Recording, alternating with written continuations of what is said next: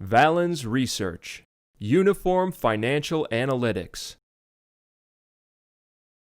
For Thermo Fisher, what we're seeing here is really focused on the asset growth perspective, because this is a company, right? So Thermo Fisher, right? They make equipment for labs, for both research labs for biotech and pharma, and also for traditional labs, for running regular tests, et cetera.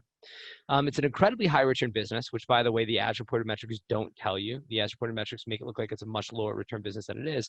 But the more important thing about Thermo Fisher is this idea of compounding. When you look at Thermo Fisher on an as reported basis, you see a low return business that hasn't really grown in the last 2 years. It is in your view, probably a stagnant, boring business. And you're wondering, why on earth would this business have a 27 times PE?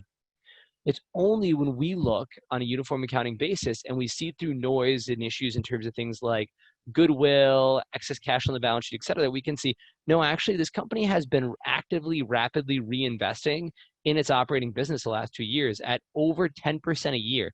It has been massively and aggressively investing.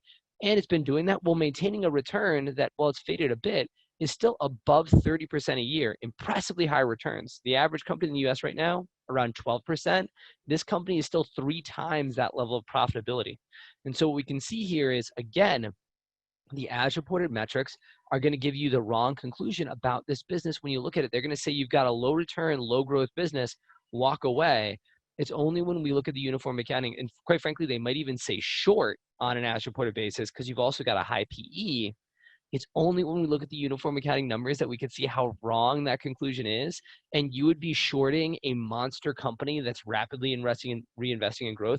And those are the kind of names that go up. They don't go down once the market realizes it. So you'd be, quite frankly, shorting into a buzzsaw.